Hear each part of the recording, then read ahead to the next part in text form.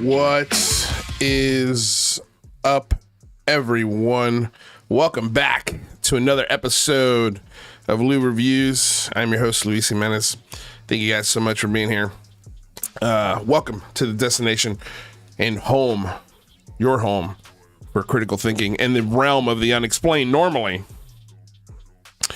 we'd be talking about UFOs and grifting and all sorts of stuff having to do with the paranormal and pointing out weird people in the cult and in the community. And we'll still do a little bit of that today. But it just felt stupid. It felt stupid to not talk about the most, one of the most batshit insane, crazy moments in recent U.S. political or just U.S. history, period. And that, of course, is former President Donald Trump and an assassination attempt at one of his rallies in Pennsylvania. It's been interesting to see what the last 48 hours has produced. I thought it would just be a fun sort of show to sort of step back and see what's come out of it, see what people have ran with, which has been a lot of BS, and what's sort of the aftermath of this, I guess, so to speak. What comes next? Of course, we can only theorize. We have no clue, and when I say we, I mean me. But yeah, I had to talk about this, just because, again, I vaguely remember the Reagan assassination attempt. I remember him in the hospital. I was very, very young when that happened. I mean, if at all, if I remember that. But presidential assassination attempts are nothing new in American politics. I'd say it's almost traditional, almost. There have been many, many, many U.S. presidents sitting and running that have had their lives attempted to be taken at the hands of somebody else. I mean, obviously, you've got successful attempts in Robert and John F. Kennedy. You've got Reagan recently. You've got Gerald Ford. If I'm not mistaken, Teddy Roosevelt got shot in the middle of his speech and just kept going. Just kept doing his speech, and I believe died with the bullet lodged. I mean, just absolute crazy shit. And it's usually always extremists. It's almost always loners and very, very, very angry people. Switch to our Lou reviews. Want to say hello to everyone in the chat, I guess, before we dive into this here. Mama's Dope Boy, Simon Fly, Yoshi, Carl Mann. I see all you guys. Justin S, Bradbury. Guys, what's shaking? We'll definitely be talking about a little bit about UFOs, but I mean, we have to talk about this. I want to get this off my chest. I haven't been able to talk to anybody about it. My lady's been out of town for the last week, and we're in between rehearsals right now. Although I do have a rehearsal tomorrow, so I haven't been able to talk about it really with friends that are in my neighborhood or in my sphere yet. So it's been interesting to kind of just sit back and take in, again, the media. The president, the Republican National Convention is happening right now. And the president has just announced his VP, J.D. Vance, which we'll talk about a little bit. I don't know much about him as an Ohio senator. Yeah. There's a lot of rhetoric on both sides that have amped this political race to a point where somebody got shot at. And it wasn't like, it wasn't hard to see coming. It really, really wasn't. And this rhetoric really goes back to the 2016, or really, if you want to be honest, the 2008 election, when Barack Obama entered the picture. And you could get a sense that the Republican Party, a small percentage of it at the time anyway, and I was a registered Republican at the time, really extreme real quick the second a man named Barack Hussein Obama became the Democratic nominee. I remember seeing Barack Obama at the Democratic National Convention where he made that famous speech that got him the eyeballs and the attention of America. And that really catapulted him to being the president of the United States because he was so eloquent. He was so well spoken. It seemed like, his intentions and ideas were really great. He was inspiring. He sounded presidential. He sounded like a president. And at the time, we had just got through 9/11, a major financial crash with 8 years of President George W. Bush, who, in my opinion, is the worst president in American history. Period. Full stop. It's not even close. And maybe that's just obviously it's just my opinion. And I'm sure that opinion heavily weighs was because that was my generation. That was my sort of Vietnam, so to speak. I had a lot of friends that went into the military after 9/11. I had a few of them that didn't come back, and I have a few of them that did come back, and they're all, not all of them, but a lot of them very, very traumatized by the things that they had to do. Even in some cases where they, again, like, imagine your job, and they've made films about this, but imagine your job is sitting in a trailer somewhere in Arizona, bombing people from drones that they can't see, and you're just getting orders in your ear on who to kill like it's a video game. Eventually, that is going to cause some major psychological issues. Maybe not with all people, but I think with a lot of people. And I think the lies that Bush and that administration told to propel our nation into war, propel us into the Middle East, this endless war in this part of the world that we have been waging since 2002. Like, it has been endless war, in the trillions and trillions and trillions of dollars that have been spent, the new laws that have been written, the moment that habeas corpus and Magna Carta were stripped because of the Patriot Act.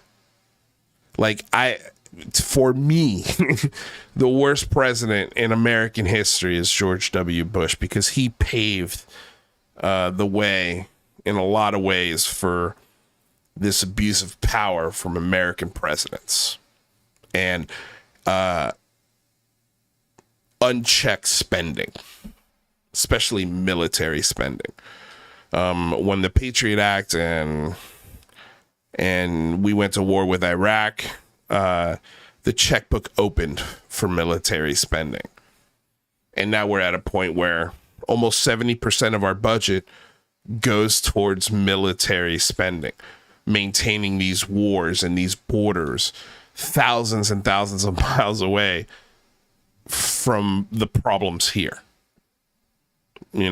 At the pump, at the grocery store, putting your kids through school, paying your mortgage. Like, these are all things that most Americans, and there used to be a really strong middle class before George W. Bush. We were in a boom. And because of an intelligence failure and egos, The worst terrorist attack in American history since Pearl Harbor, was executed. And because of that, there's a massive distrust for government, because there's so many people that think it was an inside job, because a lot of the stuff was hidden, I'm sure, because of how massive of a fuck up it was.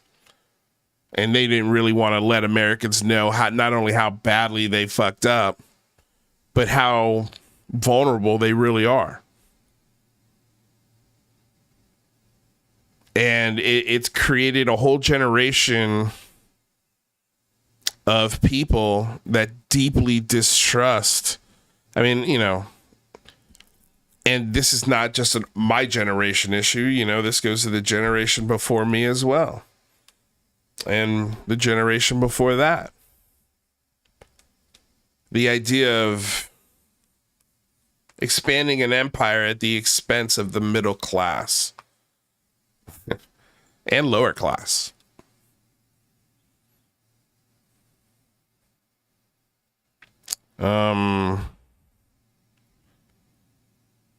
Yeah, it's not even a question for me. But I digress. I guess this brings me to Trump and sort of, you know, this rhetoric and where it really started. Where it really started, right? So then you got 8 years of Bush, then a black guy becomes president, and all of a sudden this twinge of extremism attaches itself to the Republican Party in the form of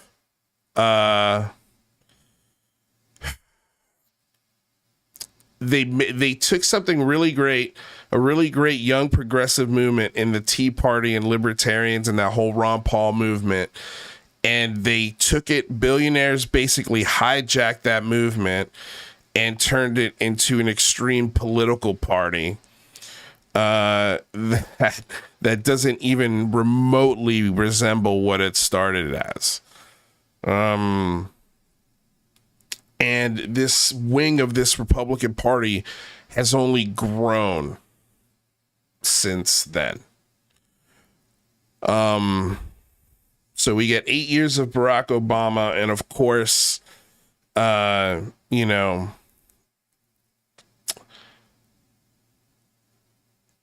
there was a section of America that was convinced, you know, that this man was the devil. And again, this all just goes to rhetoric, like where rhetoric starts, where all this vitriol starts, especially when it comes to the political divide in the United States of America. It comes from both sides, but this idea, like everybody's throwing up their hands and going, oh, we just got to come together. It's all of this vitriol pointed at the former president by this person, and this person. And it's like, yes, you're right. But if Donald Trump, and like, man, if you're being real with yourself, if you're looking at his resume, if you look at his actions when it comes to contractors, forget anything else. When it comes to the contracts on the buildings, the things that he makes and that he builds and that he prospers on, the amount of contractors that have taken him to court for him asking for exorbitant things, and then the contractor will make said exorbitant thing without being paid for the materials. They make it. The person who makes the decision shows up and goes, okay, great. Thanks for making that. It's beautiful. We love it. We agreed to $30,000 for you to do this amazing thing, but we're going to give you $5,000. There you go. Take it or leave it. You can take us to court, but you'll spend more money suing us than even if you won, you're still not going to recoup what you spent on your attorneys or what you spent on your materials. So hit the road, Jack. You could say that you worked and did stuff for Donald Trump. That's what he's done for years. His father was stealing from the federal government to build shoddy homes. He's a con man. He's a boss that, if anybody really, really just got themselves alone and asked themselves in the mirror, would I want Donald Trump as my boss? Like 5 days a week? You interact with him every single day? I think most rational people will say no. The people who have said yes have either been arrested, they've quit, or their careers have been destroyed. Very few people come out of that Donald Trump wake as a shining star, except for maybe his children and the people that he's related to. Because that's the people he's really loyal to, is his family. He expects loyalty from everything and everyone, but gives it to almost no one. Now, that's from a personal standpoint, okay? That's me saying, this is what I don't like about this guy. He's also done, as president, he has done nothing. As a sitting president, he did nothing to quell the division and the hatred that was rising up, not only for him, but from his base. So that means both sides. Now, a lot of that has to do with sort of the topic we're talking about today. At least one of them is that the thing that you can learn from moments like this, at least right now, especially in the United States of America, I can't speak for the rest of the world because I don't live there. But at least here in the United States, there seems to be no credible source of information, no place where people can go to just simply get facts on the things that are happening. No sensationalism, no manufactured drama, no 15-person panels, no opinions, actual journalists, actual people doing on-the-ground reporting as they're seeing things. There's no place, there's no reliable place for anyone to go.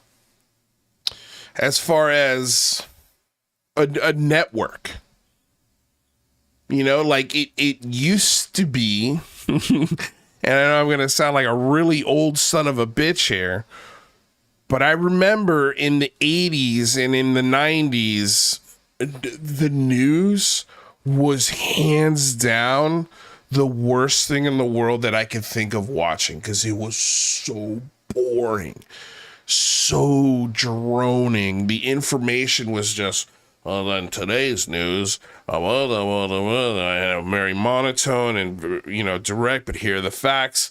And if there's opinions, we very much put on the screen and make aware that these are opinions based off of the information that we've gotten. All of this changed when CNN came into the picture. 24-hour news. Everything changed. The landscape of how news delivered, how it was presented, was revamped. I think you could put news in front of a kid today and it wouldn't entertain them. They wouldn't sit down there and watch it. But I have a feeling it'd be a lot more tolerable than what it was in 1984 when you were getting Walter Cronkite doing the news. He's on the verge of retirement, where there was still, very few ABC, CBS, NBC nightly news. And I think that was pretty much it.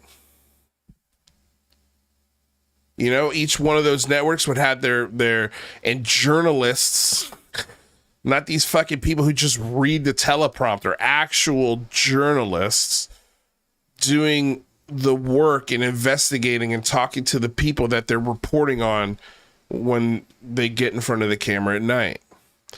I don't know what the solution is to this. I really don't. I really have no clue. But the national media has painted itself into a corner where nobody can trust anything that comes out of it. Everything is questionable. And here's one topic that I know for 1 billion% fact that the media has 1,000,000,000,000% wrong. And that's a topic we cover here most days, and that's UFOs. Like, the media just simply copy and paste bullshit and put it on very reputable sites for people to consume, and they haven't fact checked one fucking thing. And that's UFOs. Like, copy, paste. And when policy and tax dollars are being spent on UFOs, you would expect that the New York Times or the Washington Post or any pillar of what used to be legacy media, it's all crumbled. And just really looking at this topic since 2017, I can see how grossly they represent people, how grossly they ignore or simply don't receive the information. They don't look for it. The reporting on this stuff is so fucking bad that it's gotten to a point where tax dollars are being actively spent for the last 3 years creating an office to look for aliens. Okay, cool. It's awesome. But goddamn, dude, there are infinitely more important things to talk about and deal with in this country. Because that's definitely not happening. They're not aliens visiting our atmosphere. And millions, let alone billions, needn't be spent on that shit.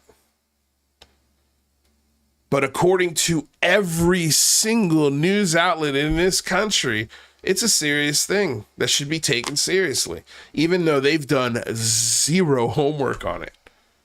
Zero. There are few people reporting on this accurately within this sphere of media. It's a handful.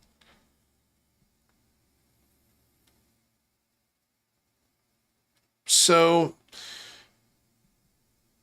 when we think of rhetoric, it's just like it's laughable when, you know, people are like, oh, this is, you know, it's a new Trump. It's, you know, let's all come together. This is a unifying moment. And you know what? Let's just play. Okay, before we play what happened yesterday, I will tell you right now, that was fucking boss what Donald Trump did. He was so aware of the moment in real time of everything that was happening around him. He is a savant, a genius when it comes to marketing himself. And we'll dive a little bit into the conspiracy theories around this. But I want to focus for a second on just how genius of a marketer Donald Trump is. He has been since the second he's come out of the womb. That's the one thing that there is no question in the world. If there was ever such thing of a man with a golden tongue and that was also untouchable, it would be him. It would be him, no matter what allegation, true or false. And there have been many false allegations thrown by the mainstream media and the people who don't like him at Donald Trump. And there have been also very true allegations thrown by the very same people at Donald Trump. Though he can be Both of those things can exist at the same time. There could be a lot of lies obviously told about him, but also a lot of truths.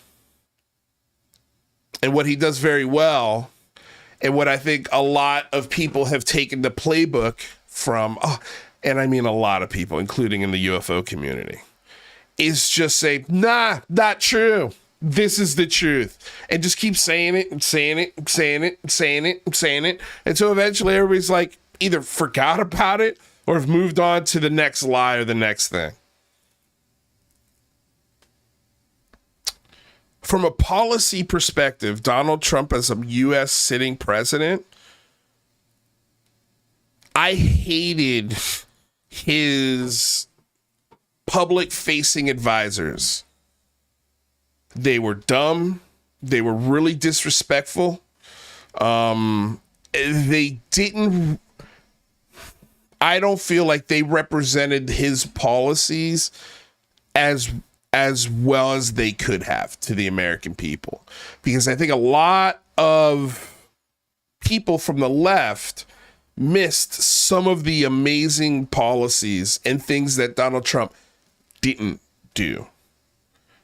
And the first thing I will point to, the very first thing, is Donald Trump did not start a new war.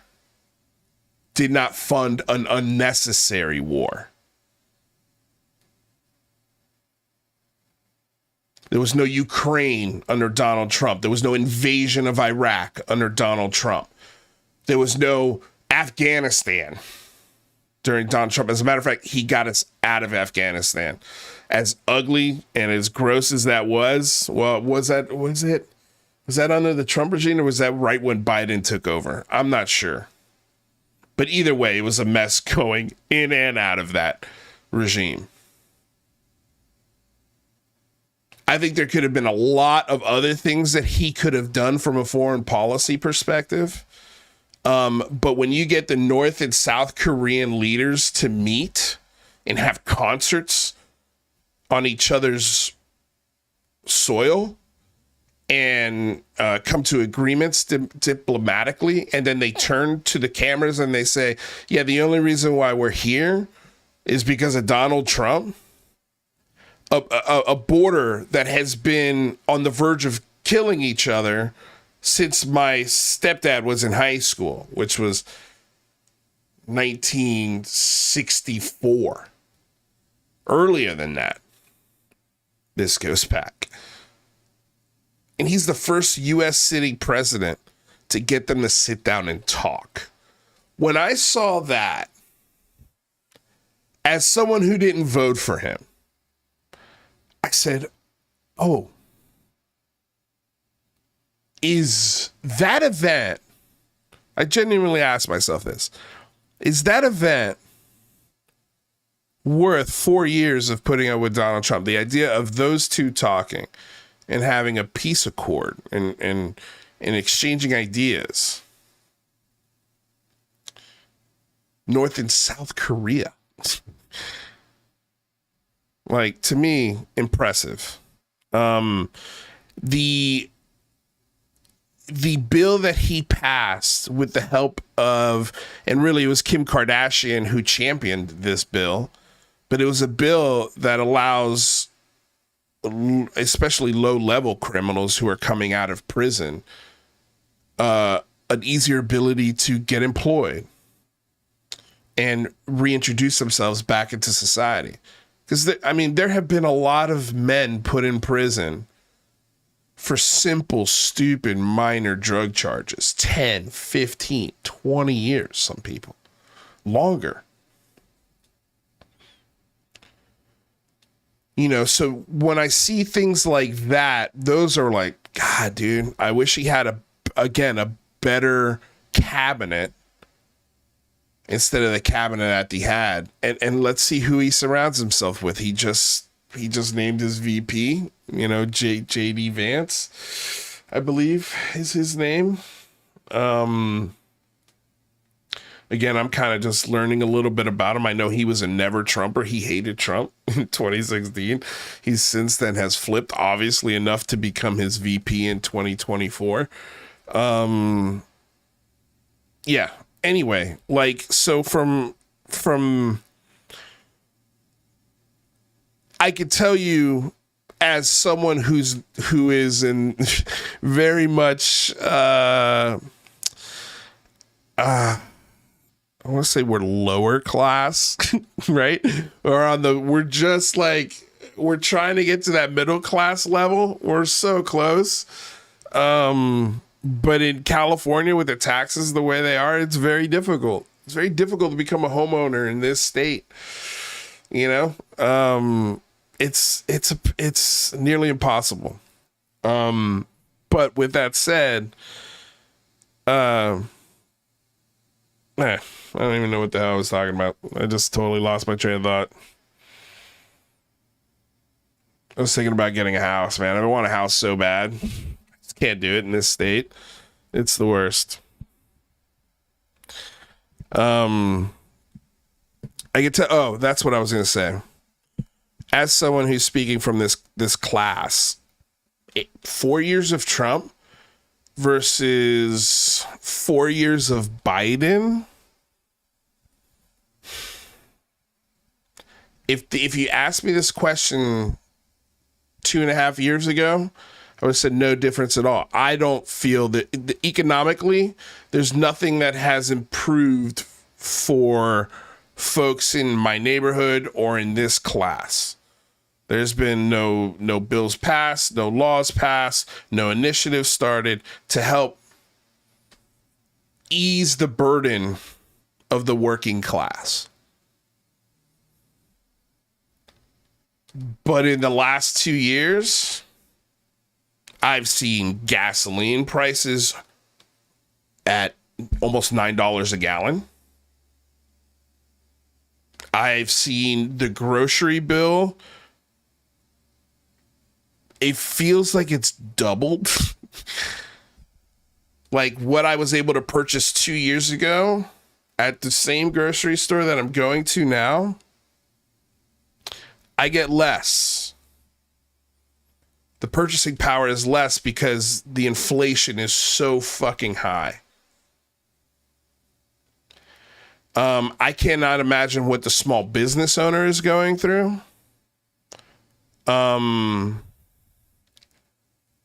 There's a lot of issues. Nothing, our infrastructure isn't any better. No plan to improve it. Our education system is still in a disarray.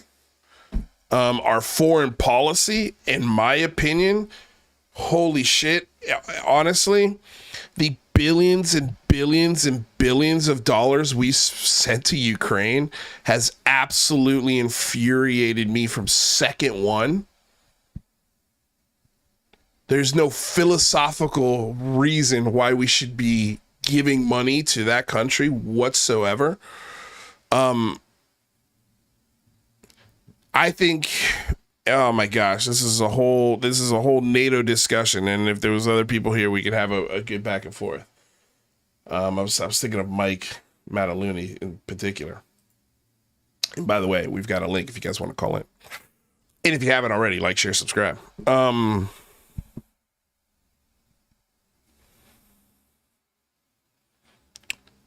It's, for me, that was the issue with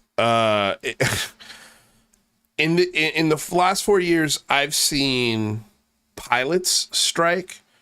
I've seen the auto union strike. I've seen teachers, hotel workers, fucking delivery drivers, fast food workers, gig economy workers. I said teachers, right? All of them go on strike. Nurses went on strike here in the state of California because they're hurting.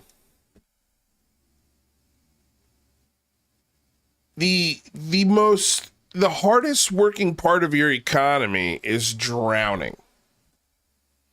And it's not drowning because it doesn't know how to save money or plan right. It's drowning because its dollar means shit. It's drowning because we're funding over 150 bases, military bases worldwide. We're dropping bombs and securing borders that have nothing to do with our national security.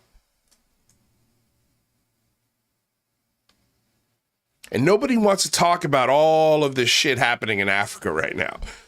All of the nonsense that the CIA and other three-letter agencies are doing in Africa and in South America.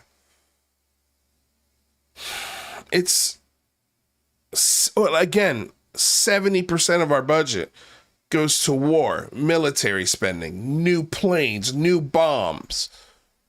I'm sick of it. I'm sick of it. You could cut a third of that budget and invest it in infrastructure, education, science.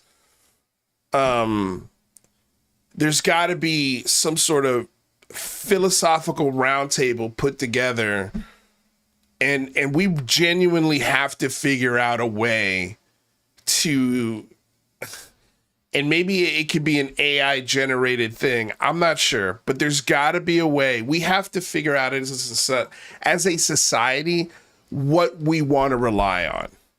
Terrible, shitty, sensational information that in some cases is sexy, but it's fucking wrong, or the facts. And there's got to be a way. I don't want to say police, because again, I don't want to police the internet, but if there's a way, and there are some AI engines that are doing this, to be, to point out, okay, hey, this article you're about to read there's no facts base to it. And here's where it doesn't line up. Not just a warning, like here's specifically where these things are not accurate. No matter what the information is, but I wouldn't even comprehend on if, number one, that's possible. Are people already working on it? And what would that look like for the internet? What would that look like for society? We have to do something, because right now, what this Trump assassination attempt has shown me is that anything goes, man. All news is news, no matter how shitty, no matter how terrible, everything is newsworthy. And there have been many, many examples. And just to, there was examples that I pulled here aside, of escalating things from a political standpoint. Again, these are two congresswomen holding assault rifles in their political commercials. They are using very explicit language that is targeting, like, for fuck's sake, this woman blew up a Prius in one of her political commercials. Like, she's targeting a very specific group of people, and she's telling her base, get ready for fucking war. Get ready for war. And this has been going on since 2016 with this base. And of course, the response to that is in kind. It's in kind, right? And even both sides are guilty of this. Both sides. I myself have been guilty of, especially in 2016, 2017. Like when I went, I think one of the grossest things Trump did was elect Steve Bannon as part of his cabinet. And I went down to City Hall to protest that, because I thought that was one of the worst cabinet decisions that Trump had made. Like, a genuinely disgusting person. Him and it's a little Nazi guy. I'm forgetting his name right now. Thankfully he's disappeared from the political arena. But he was also part of Trump's administration for a while, and the things that man subscribed to were insane. I mean, even his own uncle called him a Nazi. Like,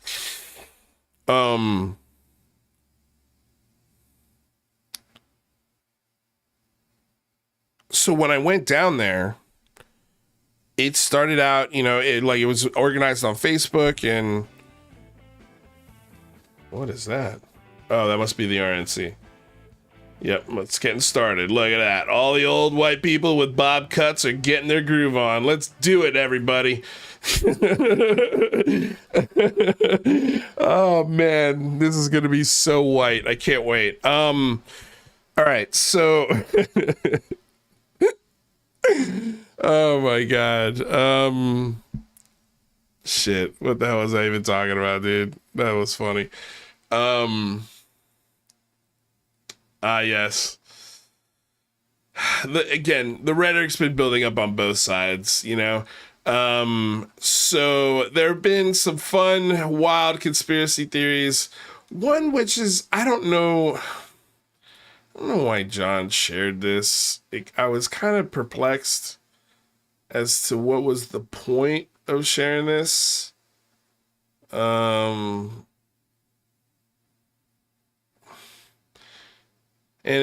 This is like a biblical prophet, right?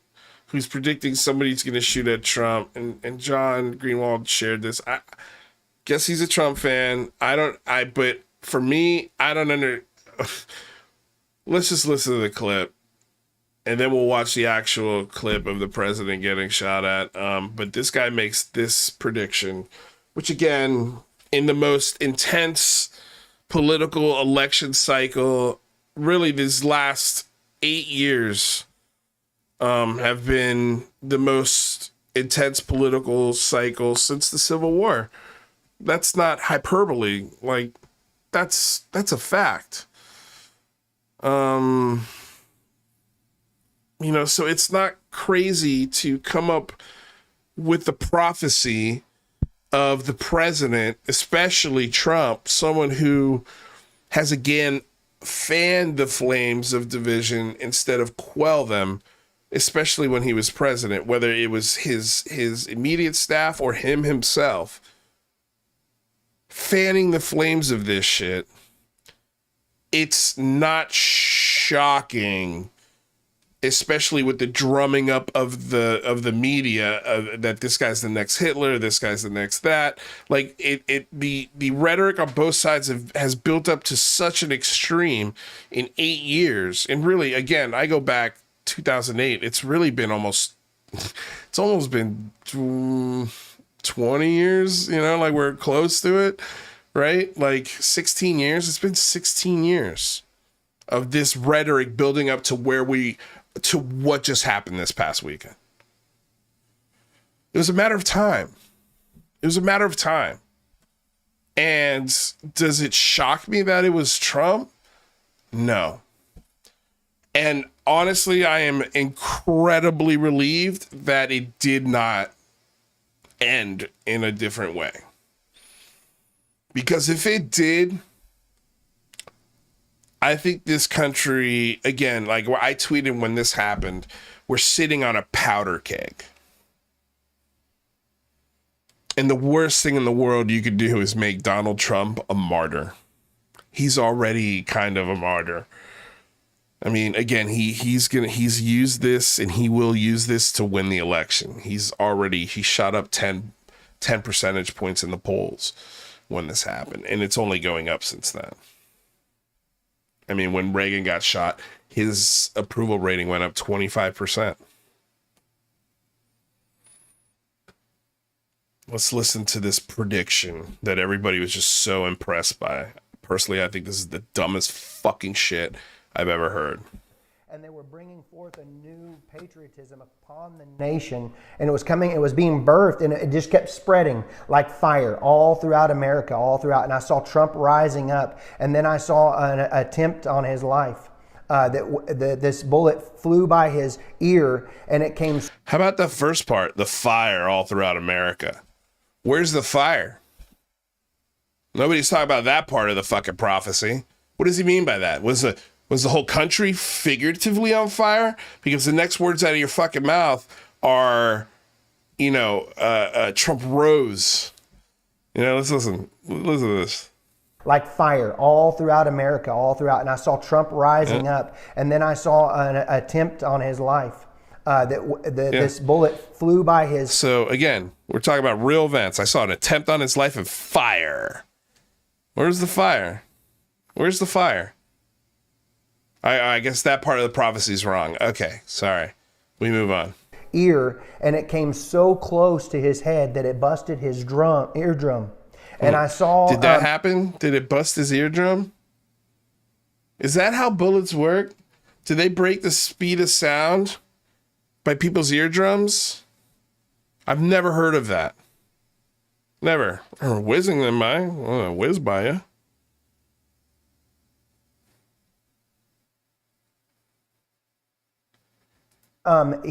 He fell to his knees during this time frame, and he started worshiping the Lord. He got radically. Was he worshiping the Lord down there? Is that what was going on?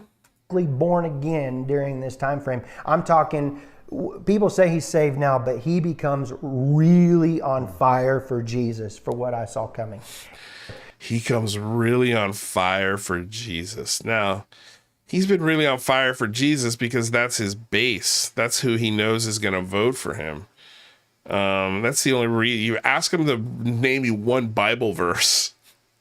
Somebody actually did. They asked him, what's your favorite Bible verse? And I think he said, I like them all. I like them all. They're the best. Okay, so here's the actual. Now, I want to go through this, man, because again, I think this shows Trump knew exactly what was going on in real time. Let's watch this. I'm sure all of you have seen it, but I kind of want to go through it play by play here. We see something that said, take a look at what happened. There's the first 2-3 shots. So yeah, said, take a look at what happened. There's the first one. Second one, yeah. So the first one grazes his ear. I heard, okay, that the first bullet hit the glass from the teleprompter, that plate glass that they put in front so they could read. And it was the glass that actually sliced his ear. But I only heard that once, and I haven't heard it since. From my understanding, it was the actual bullet that grazed his ear. Either way, I mean, in the moment, you don't know. You have no fucking clue, right? So he grabs his ear. And then immediately, second shot, drops down. He knows exactly what's happening. Okay, so the whole, you could hear this Secret Service say, get down, get down, get down. And they were right on top of him, man. They got there fucking pretty fast. I mean, it's only 6 seconds into this clip from when the shots have fired, and already 3 of them are on 2 of the 3 are already on top of him. See the first Secret Service agent come in at the 5-second mark, and all 3 of them are on top of him by the 7-second mark. So they've got him completely covered. Shots are still firing. I think that these other shots we're hearing are him, actually, the shooter, being unalived. So now listen to what's happening as this is. You can hear Trump. You can hear the Secret Service guys. I want you to really pay attention, because they're saying things like shoot her down, let's move him, things like that. So all the while, Trump can hear all of this, right? And the Secret Service, as they're doing this, they're checking him to make sure that he doesn't have a major wound before they move him. Even if he did, they would want to know that before they moved him. So they got him covered.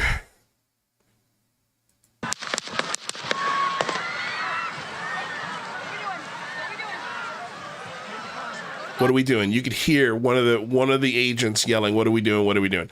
Here's another thing to keep in mind. This was a light Secret Service team. Most of this team was made up of local law enforcement and a SWAT team. a local SWAT team. That's actually the sniper who took out the killer was a member of the SWAT team, not a Secret Service agent. There's all sorts of questions and allegations and people giving this guy shit. Like, there are so many things that are going through your head before you pull a trigger to fucking kill somebody. And you better be 1,000,000,000% sure and get clearance from your bosses before you take that shot. And you know, all of that stuff goes through a line of communication. And I really think, honestly, there's a couple of things that I think got law enforcement sort of resting on their laurels. First of all, this is kind of Trump country, right? Like, this is a place where he's welcomed. He feels safe. He's obviously campaigning there because he's got a lot of support there.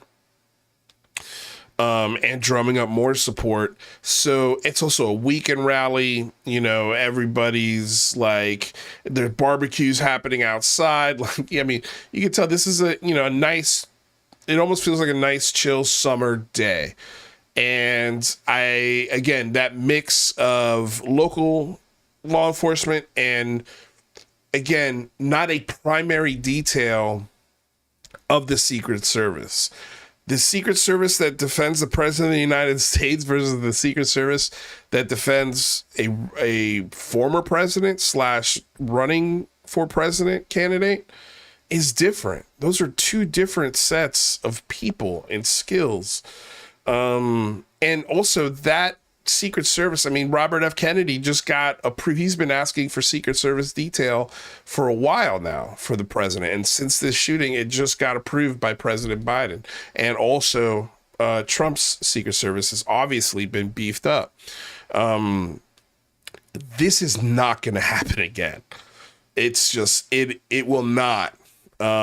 Everybody always wants to think Secret Service, CIA, Navy SEALs, like, all of these guys are infallible and everything they do is perfection and they never, ever, ever, ever make mistakes.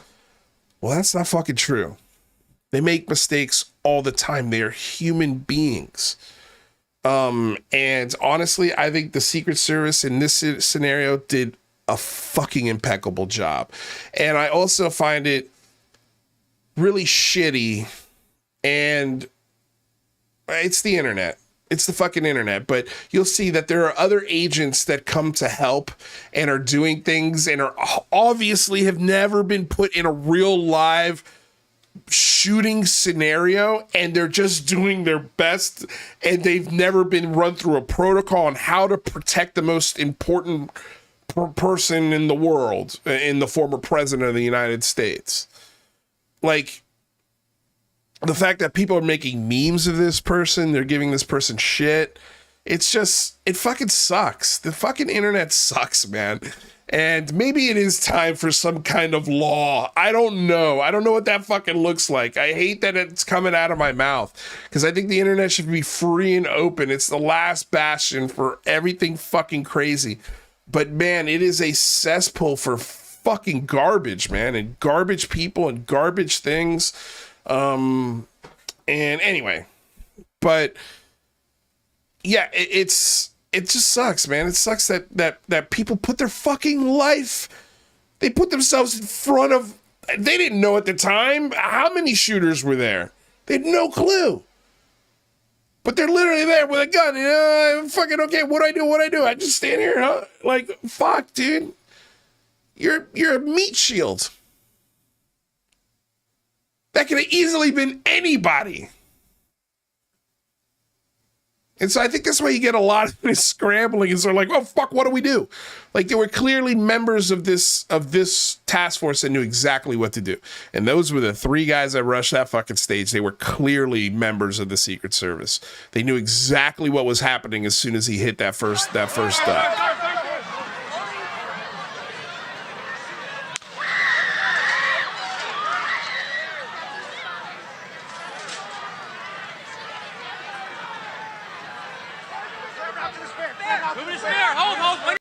Okay, so yeah, I think they got the van there.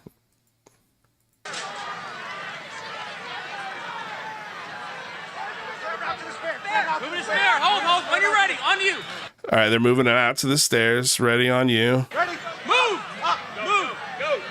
Now they try to move him, but he's not getting up. He's trying to put on his shoes. The guy's like, no, I'm not moving. I'm not leaving without my shoes. Hawkeye's here. Hawkeye's here. Move it to the stairs. Stair, get ready. Stair, get ready. We ready?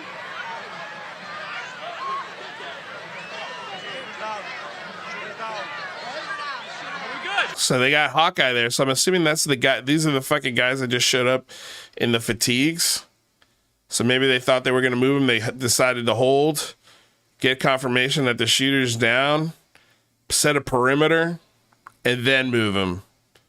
Either, I mean, like, I have no idea, right? I'm just kind of watching this as you guys, but it's impressive. It's impressive to see this shit. Like, these are the people that are laying on top of somebody to become a meat shield. I would fucking love to see any one of you dickheads out there do what any one of these people did.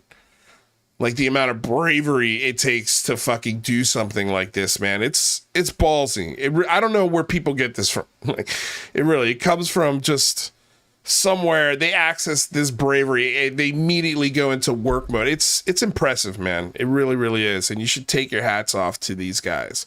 And nobody that protected the former president should be getting shit the next day for trying to do what their best of their job, or maybe not their job. You know, they were just asked there to be a set of eyes.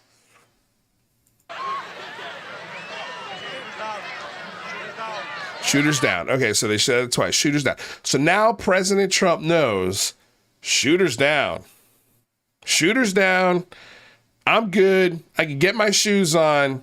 And now I think this is where, I mean, he's had a good, let's see, it's been 7 seconds since he hit the ground. So it's been almost 40 seconds that he's been covered, being told to stay still, where the what's happening next, where we're moving you, what we're waiting on, things like that, getting confirmation that the shooter, yes, has been killed. So now he knows, okay? He's safe. He hasn't been hit. He's alive. He got nicked. He's good.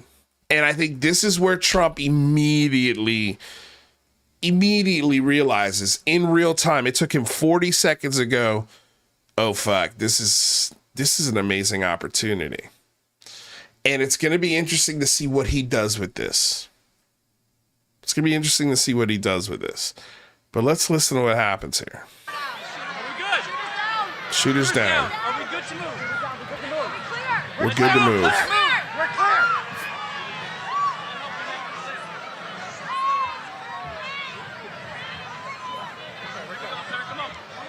Let me get my shoes. Say, wait. Let me get my shoes. Let me get my shoes. He's got, like, I wonder if this was the actual, like, if this was A-Team Secret Service, if they would have even given him time to do this. I don't know. This is, I think, where if I'm playing Monday morning quarterback, I go, fuck his shoes. Let's get him off the stage. Get him off the fucking stage. But Trump ain't having it. Nah, put my shoes on. And I gotta tell you, for that to be one of your first reactions of getting up, it's either insanely unaware or like, I don't give a fuck. I'm putting my shoes on. I got you, sir. Let me get my shoes, sir. Hold that in your head, it's bloody. So we gotta move to the bus. Let me get my shoes. He's like, sir, we got to get you to the transportation. Everybody's like, get this guy moving. And he's like, nah, let me get my shit together. He realizes he's straightening out his suit. He knows exactly what's happening here and what is about to happen to his election. And he knows the photo opportunities are coming. So he's getting his shit together. Watch out. Look, wait. After he puts on his shoes, stop. Puts a fist in the fucking air and says, I'm okay. Love him, hate him. That's ballsy. That's ballsy. I don't fucking like this guy. Do not like Donald Trump whatsoever. Do not like the person. If you would ask me before this what I think Donald Trump's reaction to somebody shooting at him would have been, I wouldn't have pegged this. So to call Donald Trump a coward, he is not. He is not. And you don't know. There could have been another shooter. Could have been two shooters. I think we probably would have known at this point there would have been more shots rung out if there were. Because the shooter had the advantage. He got the first shots out before they took him. He's got blood on his face. He's pumping his fist in the air. I mean, this is iconic. It's iconic. It is a moment in legitimate history. There are now two genuinely historical moments for Donald Trump. The bringing together of North and South Korea and this moment right here. Now, I was getting texts from people, because of course I've got friends on the left, right? And some of them are genuinely concerned with Donald Trump. They look at Donald Trump and they say, "Oh, this guy wants power. This guy is power hungry." And if you were going based off of his administration and the way that his administration interacted with the press and the American people, I mean, the press is an extension of the American people in a sense. They're going to you to get answers on the things that we're asking questions about. And we, of course, do that through Congress and other means as well. But the media is a great way to get sort of an instant answer to either allegations or bills or whatever.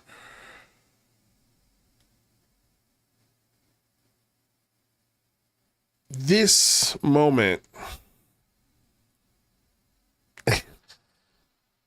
again, is iconic.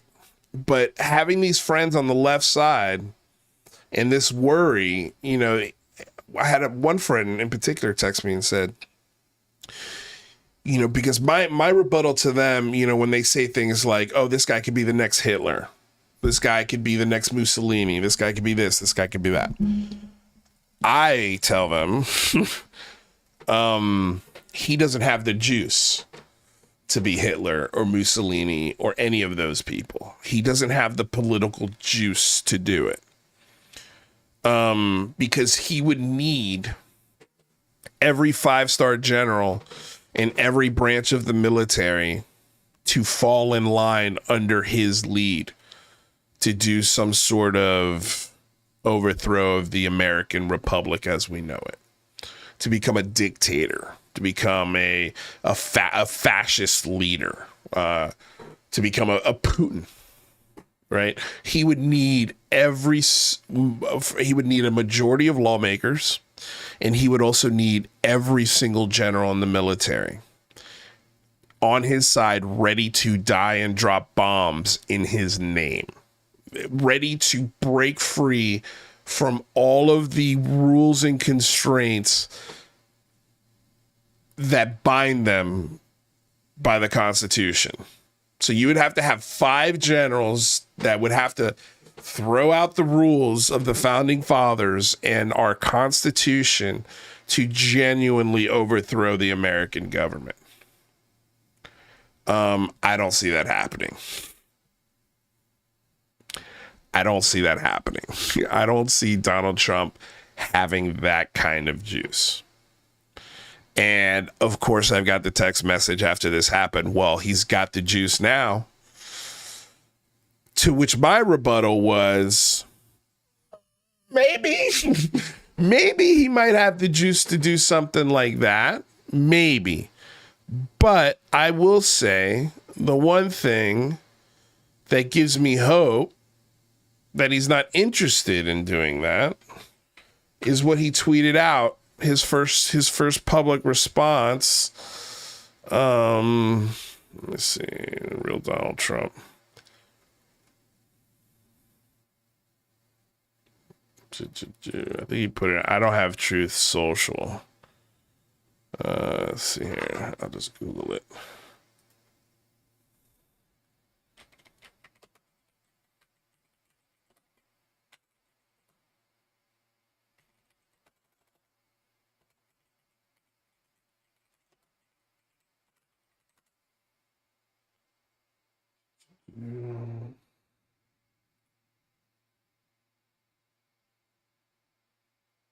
Okay, here it is. All right, so this is what Donald Trump wrote right after he was shot at and almost fucking died. Okay. I want to thank the United States Secret Service and all of the law enforcement for their rapid response on the shooting that just took place in Butler, Pennsylvania. Most importantly, I want to extend my condolences to the family of the person at the rally who was killed, and also to the family of another person that was badly injured. It is incredible that such an act can take place in our country. Nothing is known at this time about the shooter, who is now dead. I was shot with a bullet that pierced the upper part of my right ear. I knew immediately that something was wrong and that I heard the whizzing sound shots and immediately felt the bullet ripping through my skin. Much bleeding took place. That's, to me, the funniest sentence in this. Much bleeding took place, so I realized then what was happening. God bless America. Now, if Donald Trump was genuinely the second coming of Mussolini or Hitler, this first tweet would have been a lot different. He would have started blaming political opponents. He would have started naming people and agencies. He would have blamed the Secret Service and local law enforcement. He would have attacked every single institution. He would attack the media, and he hasn't done that yet. Now, does that mean this is the wolf in sheep's clothing? Maybe. But if there's a moment where this man can do no wrong and he has the opportunity to take the juice, so to speak, that was the moment. And leading up to this Republican National Convention that's happening right now would be a pedestal of hatred and real, genuine political inflaming of the party and of the base. There would be iconography all over the place. You can maybe argue that with a hat, but yeah, I think you understand what I'm saying. Like, we have a track record, we have a sample size of what happens in situations very similar to this, where men of ill repute usurp the power that is there on the table for the taking. And this weekend, this convention, if I was a presidential candidate that had the intentions of a Fourth Reich and this had happened, this would be the opportunity to absolutely impassion and win over an entire country to whatever you want to do. Because now you've got the ammunition, and I don't want to call it evidence, but you could loosely connect it. You could say, hey, this happened to me, this happened to me, this happened to me, and now they tried to kill me. I am the leader that this country so desperately needs, but they don't want you to have it. You don't see that in this text. And when you look at those vicious leaders, Fidel Castro, for example, when an assassination attempt happened on his life many, many times. But the first thing that he did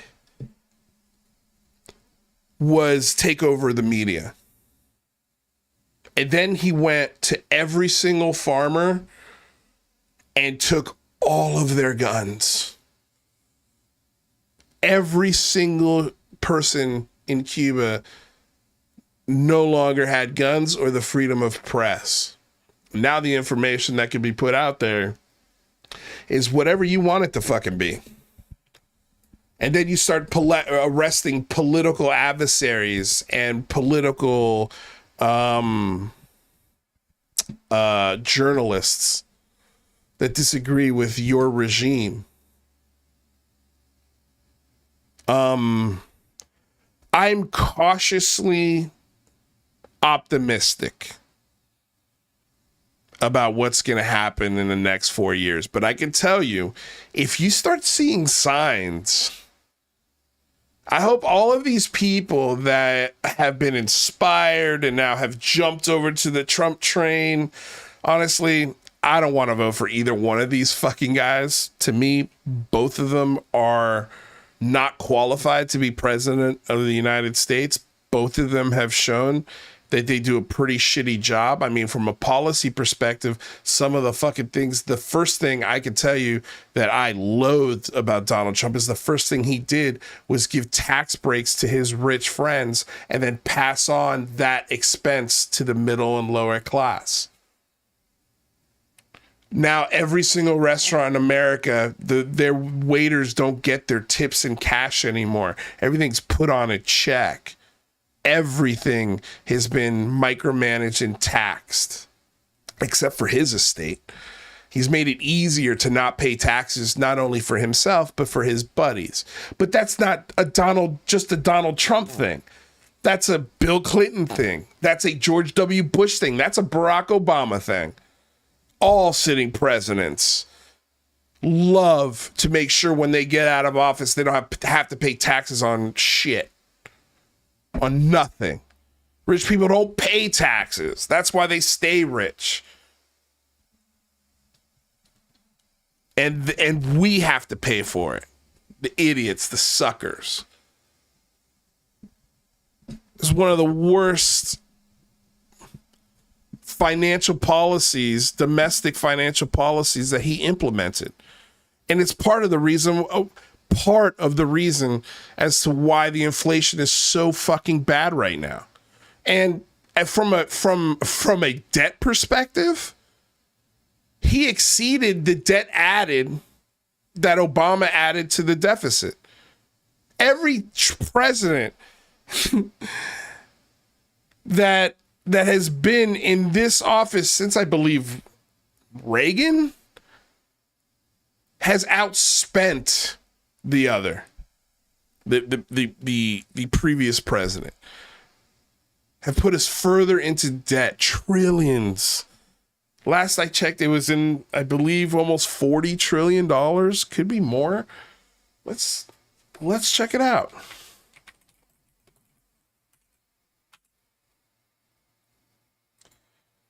Current U.S. debt, $34 trillion. That's $103,000 per American.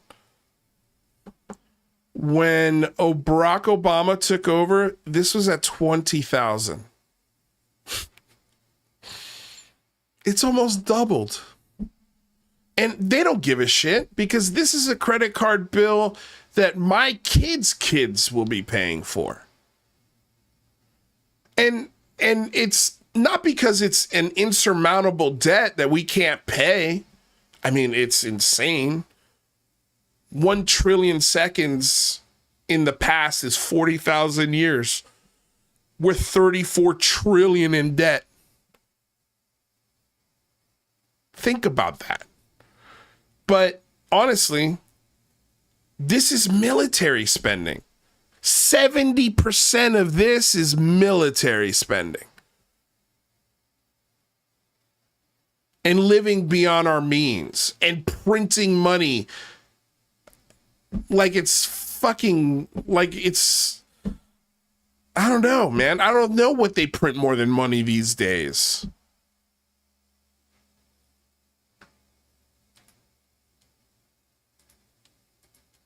Let's see who's speaking at the RNC. Old white woman. Wait, did we get Trump yet? Old white country man. All right. No Trump yet. Maybe we'll tune into a little bit of the RNC. I mean, I am interested to see what he says at this convention. I'm not sure. Is he speaking tonight? If he's not speaking tonight, it'll be the VP elect for sure. But I'm pretty sure he's speaking tonight. They've already updated his speech, so I'm interested. I'm intrigued, let's just say. Where were we? Oh, yeah. All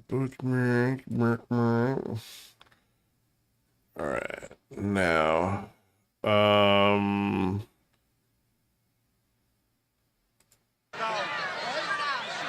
right, so we're back to the moving Trump here. I got you, sir. I got you, sir. Let me get my shoes, sir. Hold that in your head. It's bloody. So we gotta move to the bus. Move to the bus. Let me get my shoes. Okay, my shoes down, sir. My shoes. Watch out. Wait.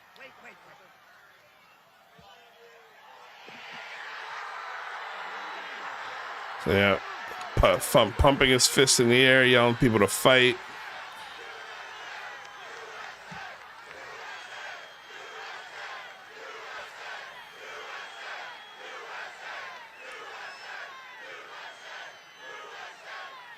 And here's the thing too, man, like, you know, this is not the A-Team Secret Service. Trump is 6'3". And the people that are watching, at least the three guys, I can't tell how tall they are. I hope they're at least his height. But yeah, everyone else around him wasn't. Again, because this ain't the A-Team, man. This ain't the A-Team. And I think it's very understandable why mistakes were made in this whole event. But again, more details are going to come out. I'm interested to see how that kid got up there. It's not looking good. Like, there really shouldn't be any great excuses. It's looking like, but we'll see.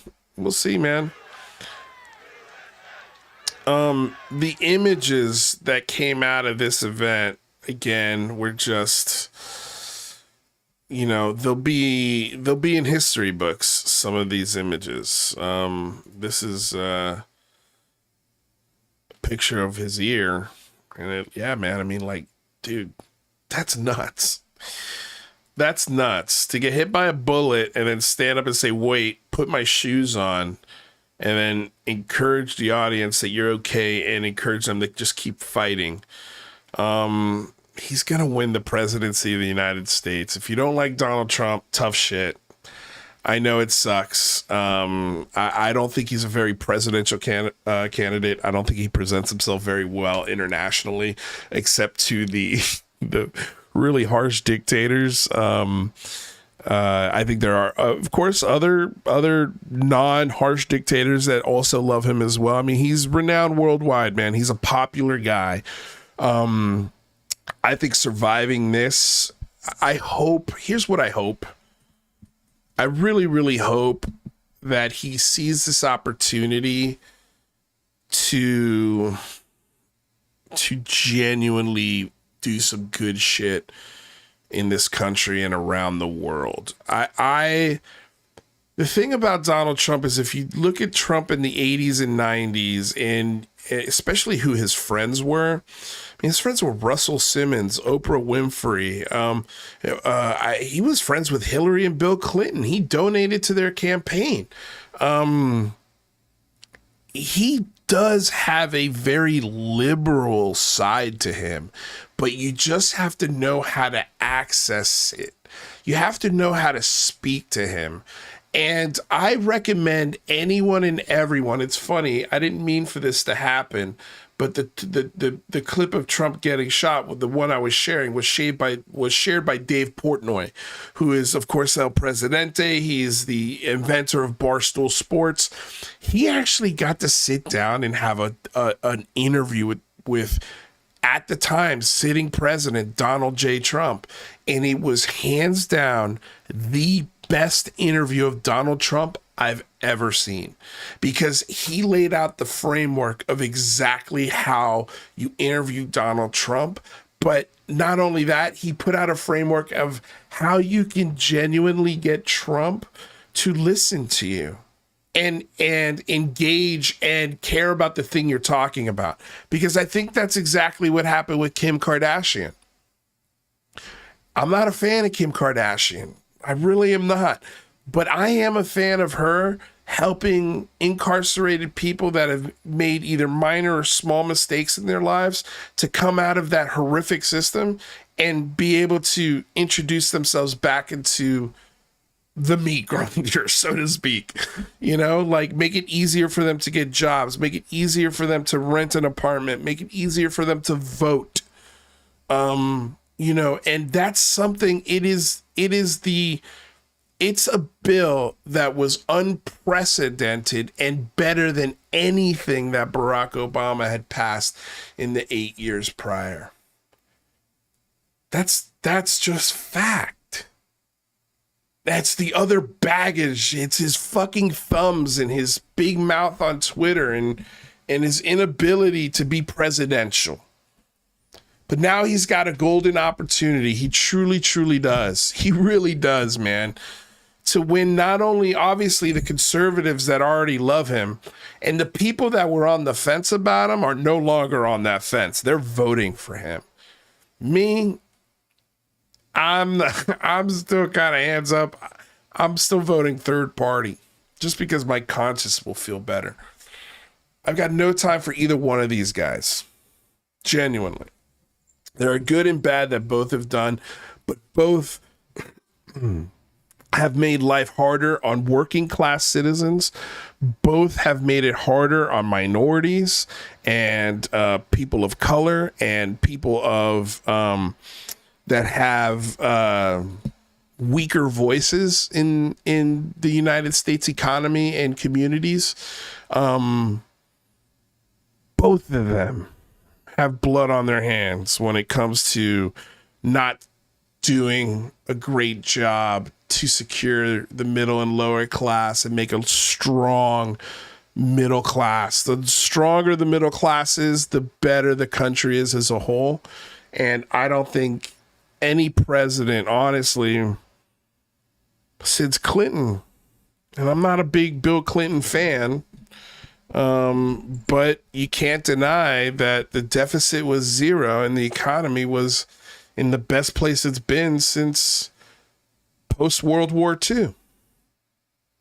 And since 9/11, and I've seen this economy crash now. I think this is our fourth time. How are people in my generation supposed to save for a home with 4 economic crashes, with inflation that has gone through the roof?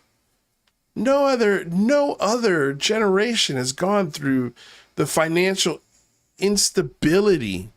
Yeah, I mean, you can go back to the Great Depression, and that was tough, but that was one.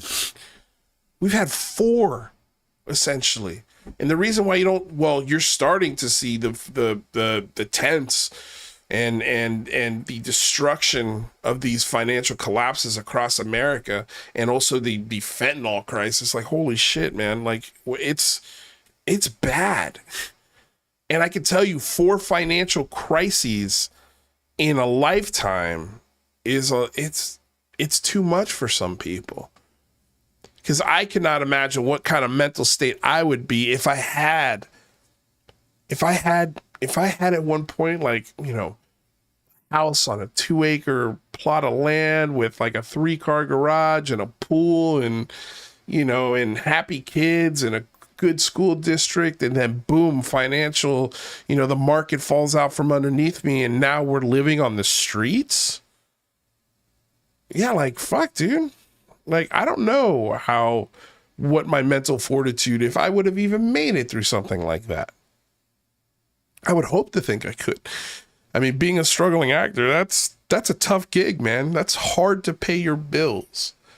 And you got to be pretty savvy and quick on your, be good at a lot of things. So anyway, I guess that's my rant about Trump, man. I would say, be careful with what people, I mean, dude, people were saying all sorts of shit. And this was, and here's the thing about this shooter. He didn't have Facebook. He didn't have Twitter. He didn't have Instagram. He had no online, personality whatsoever. So it seems very much like this guy was a loner. He was so out of friends that he didn't even have an Instagram account, like he was a loner.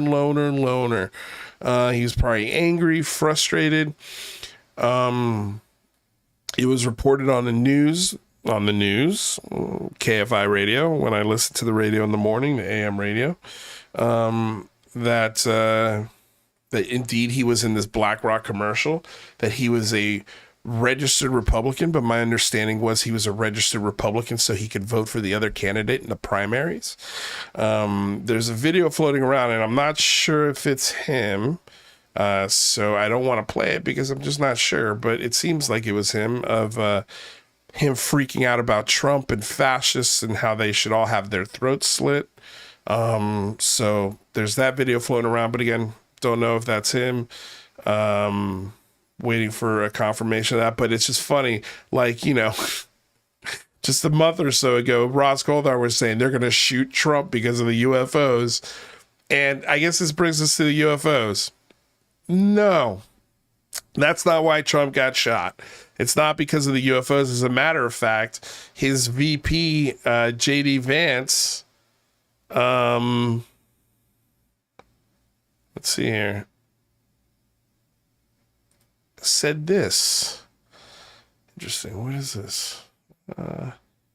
Okay, so for anyone thinking this was put out by Lester Nair, who's a big UAP grassroots disclosure guy, right? For anyone thinking a Trump administration is more likely to move disclosure forward seriously, here's what J.D. Vance said at Ask a Poll in December 2023. He said, quote, "In the grand scheme of conspiracies that I focus on, UFOs are at the bottom of the list. Many conspiracies are true. I'm not saying it's true or false. I'm just saying I haven't actually looked into it." So someone will have to get into his ear and get him a briefing, as Trump has also already signaled it's not a priority to him either. So I kind of like that. Not going to lie. Kind of like that I don't have a president and a VP that want to get the answer on aliens. Because Trump has already been briefed. And he's said multiple times he doesn't believe it. Even after talking to the pilots, and they're very credible, they're very strong, strapping, good-looking guys. Remember, we talked about this.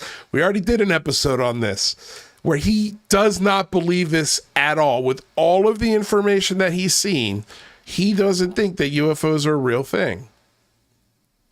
And so, he's now got a guy, and a VP and a candidate who also says that UFOs are at the bottom of his list.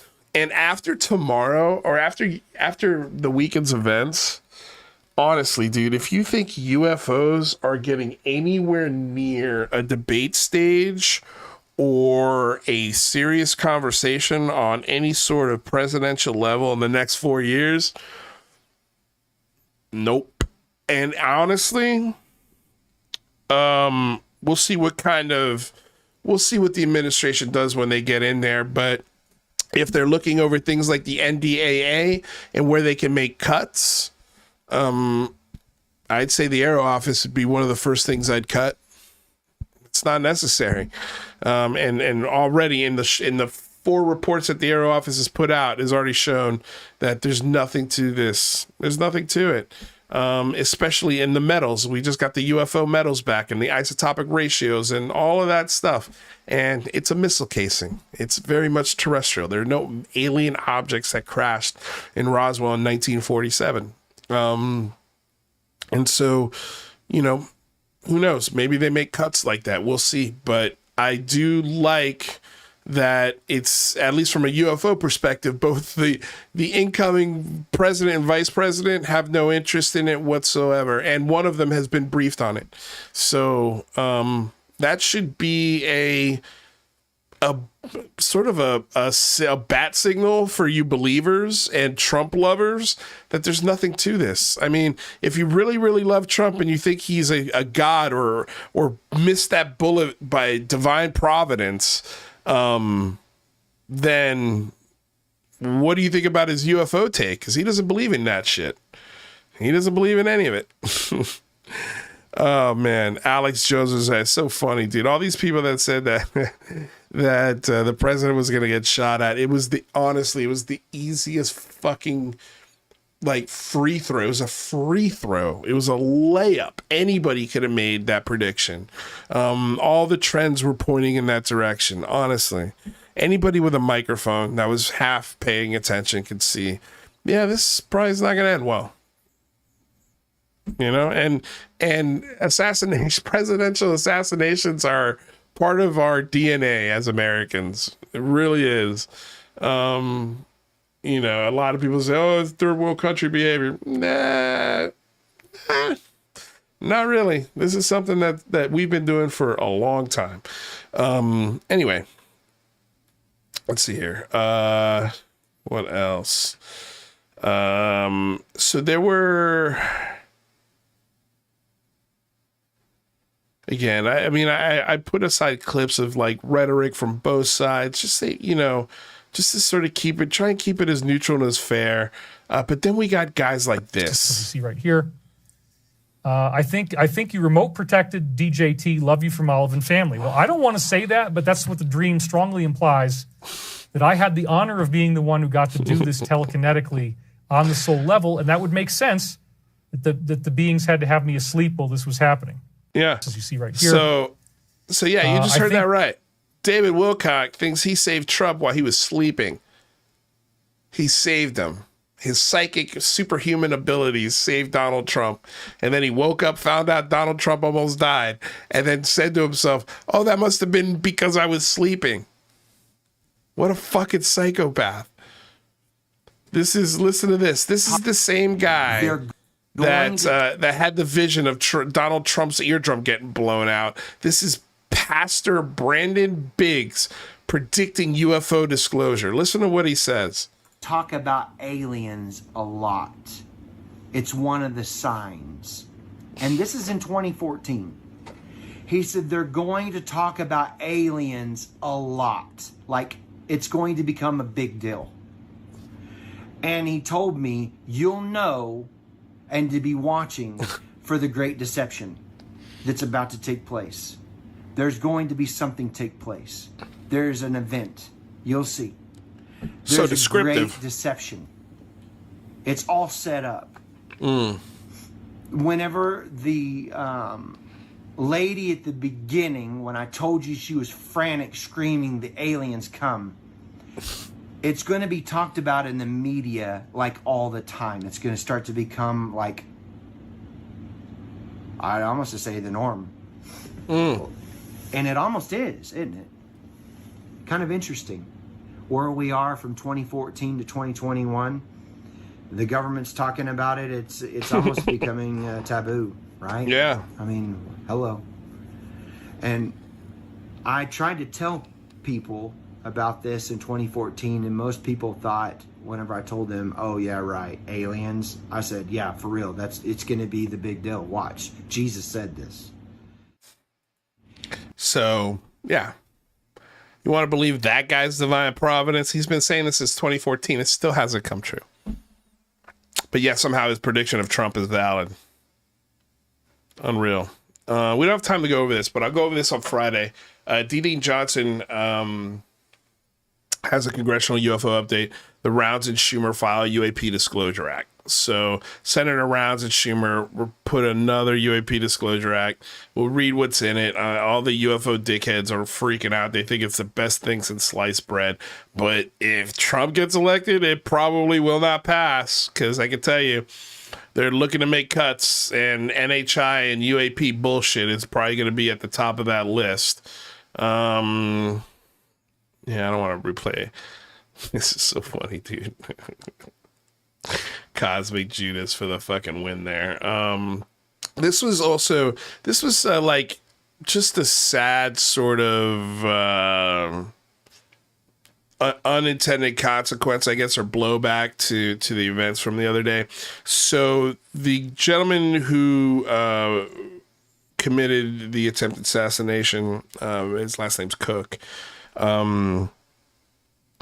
was wearing a Demolition Ranch YouTube channel shirt, which is a YouTube channel about guns.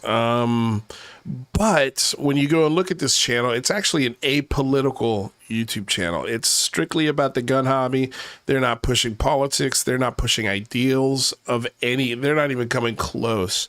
So it was kind of a bummer to hear this guy, obviously work all his ass off to become a content creator, make t-shirts, make merch, become successful at it, only for somebody to randomly wear something of his during a horrific event. And, again, like, these are other, the victims of this guy's carnage. And that's the other thing too. Like, there's a bunch of people saying this shit was staged. 2 people died. 2 people fucking died yesterday, right? One in the crowd who's a firefighter, and the other was the shooter. It wasn't a staged event. And again, there are real consequences to this stuff. So like all of the conspiracy theories that are coming out of this, like there's one that was telling everybody to pay attention to this one woman here in the crowd, this lady right here. Everybody's like, oh, this lady, she's so suspicious, so suspicious. Like, the way the internet just picks out random people in the crowd and decides, oh, this is the person that looks suspicious to me, and therefore let's ruin their life possibly, just because of what I think, is absolutely fucking crazy. So, you can bet your ass that every single person that's sitting in this frame right here is going to be interviewed at some point by the FBI, Secret Service, local law enforcement to find out who exactly every single one of these people are. They're going to get every single camera, photo, and video angle that they can to recreate and rebuild exactly what the fuck happened this day. And if this lady turns out to be somebody suspicious, then I guess we'll all find out. But my guess is she's probably just some lady who happened to be there and had her phone on when all of this shit was going down and was conscious enough to start fucking filming it. Also, keep in mind that there are members of law enforcement and the Secret Service that are also in this crowd, that are pretending to be just normal bystanders there. So, just keep that stuff in mind too. But there was this moment here towards the end, where this poor lady right here, again, probably local law enforcement, definitely not a real member of Secret Service, because it doesn't look like she was in the proper shape to be a member of the Secret Service. No offense, that's coming from a big guy, but there's other footage and pictures of her, where she's holding her gun and she's trying to get it back in her holster after they secure the president of the van. She can't get it in there because, again, she's not used to probably whipping out her holster and being in a live action shooting situation. So, the fact that people are giving her shit, again, kind of sucks. We got a caller. We got somebody who's here. We got they disconnected. We had somebody, but they disconnected. If you want to call back, we've got about 20 minutes. If you guys want to chime in, give your opinions, call me stupid, I don't know, whatever you want to do.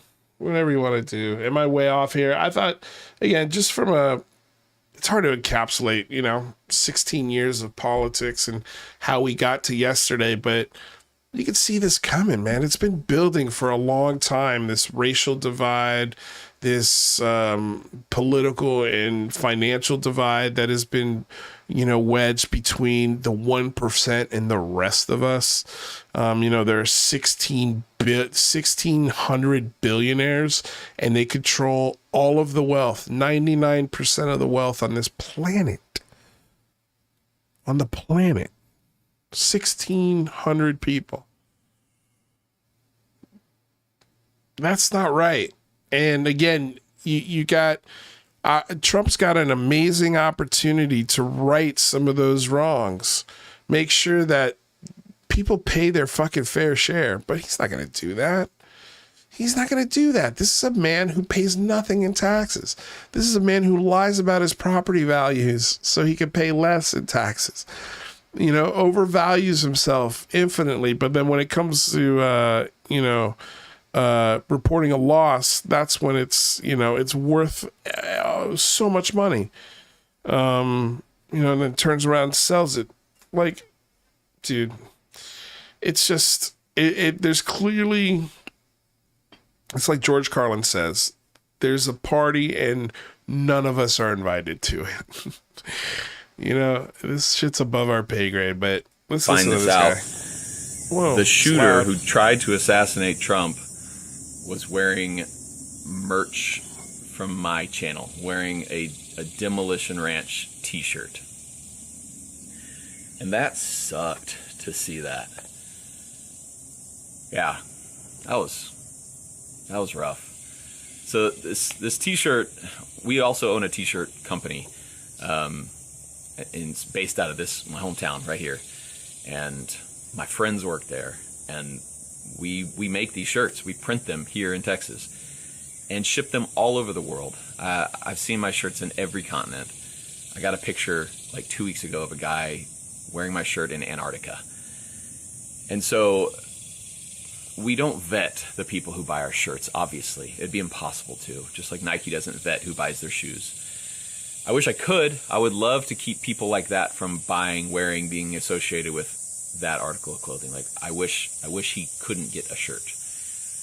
But it happened. And I think the difference in, a gunman wearing a pair of Nike shoes and a gunman wearing my t-shirt is this brand is much more personal to me than Nike is to its executives. And so to see my name next to the shooter's name, it sucks. And I wish we could keep that from happening. So no matter what side you're on politically, none of us want violence.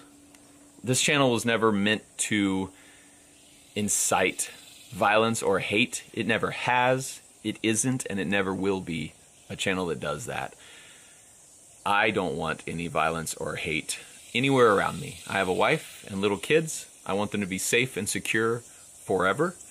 And yeah. Again, just kind of like the blowback from shit like this, man. Like imagine the firefighters' family, the people who were just simply there, and didn't, somebody's father didn't come home last night or the night before. And why?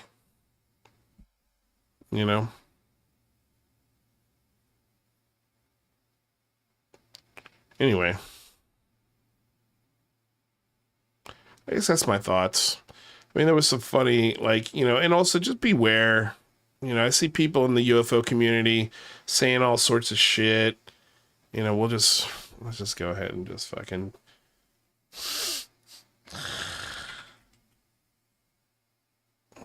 This idiot has been saying some really stupid shit here the last couple of days.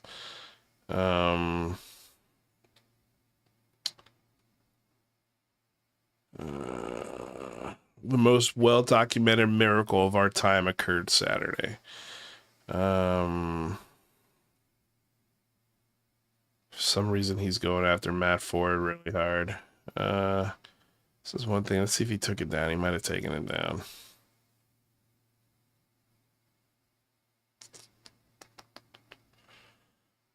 He loves Alex Jones.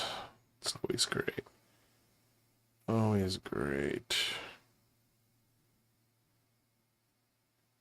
Yeah, I mean, he was spreading some pretty crazy rumors right after this happened. And one in particular was just a guy who had nothing to do with this. Nothing to do with this at all. You know, very odd post by the man who allegedly shot Trump. You know, this guy definitely didn't shoot Trump. That was bad information. He made a joke, and then the internet went wild with it. But this guy shared it as something that, you know, could be real. Man, he's really been going hard on Matt Ford lately. He thinks Matt Ford is a lot more important than he really is.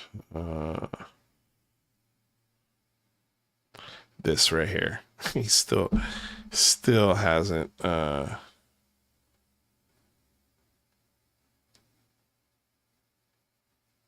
still hasn't taken it down. This right here.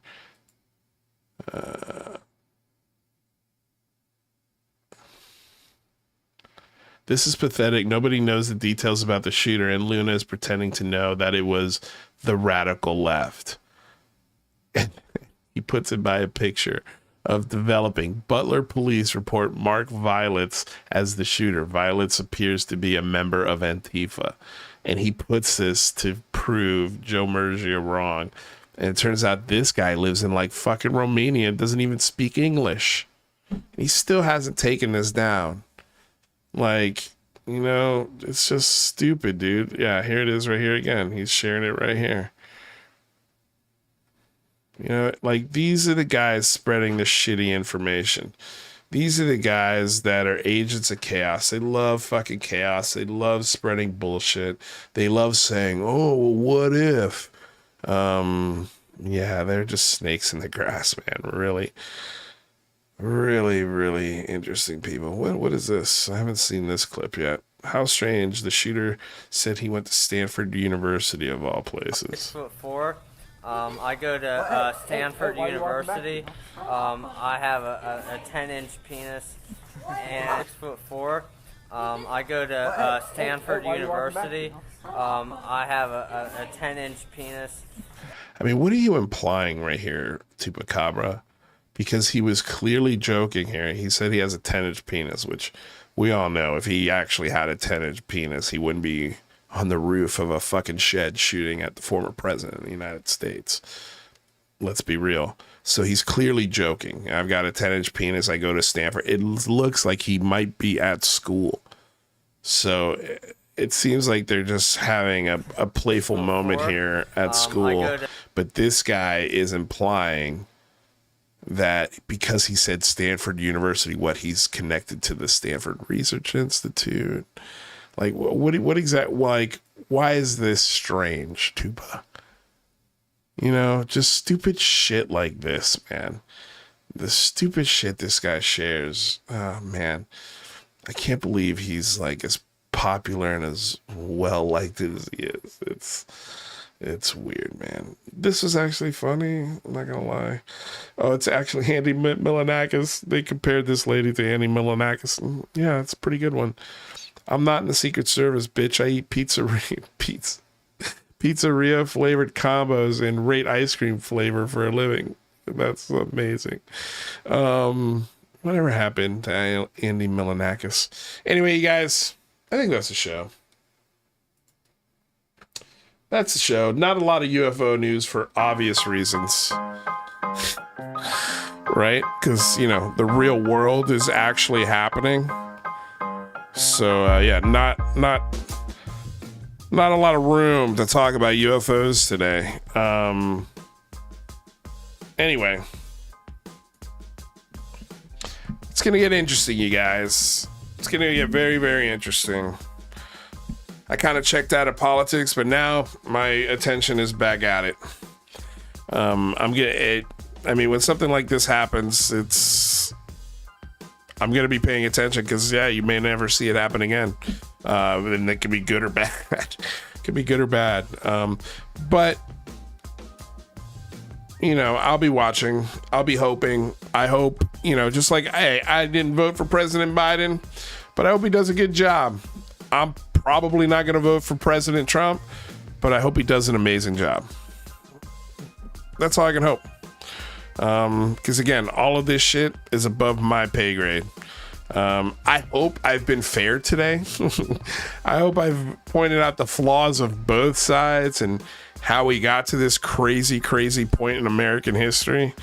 I hope that the hatred and all of the vitriol and all of that stuff starts to die down. And really, honestly, it is in the palm of Donald Trump's hands. It really is. He's got an amazing opportunity to unite the country. I hope he does it. We'll see.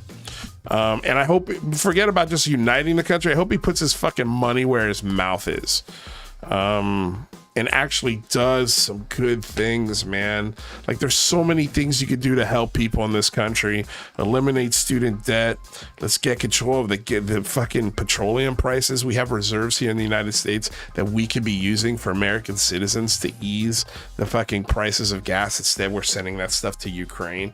We could stop sending billions to Ukraine and maybe start investing that stuff in our infrastructure, education, mental institutions, which clearly the United States has got to get back to funding mental health institutions and places for people to get off the streets. Because again, it's an epidemic. We could be spending billions on that. I mean, there's so many things. But anyway, you guys, that's my soapbox episode. We normally don't do this kind of stuff, but yeah, I mean, I had fun talking about it. I hope you guys enjoyed listening. With that said, please, if you haven't already, hit that like, share, subscribe button, ring the bell. That way you're notified anytime we go live. And if you really love the show, hey, you can throw a couple bucks at us. We've got a Patreon, we've got YouTube memberships, we got super chats. All of that stuff is incredibly appreciated. Anyway, you guys, have a great week. Stay safe out there. Be kind to each other, as kind as you can be. Don't take any shit, but be kind. With that said, have a great week. We'll see y'all next time. See you Friday. See you Friday, y'all. Yep. Peace out.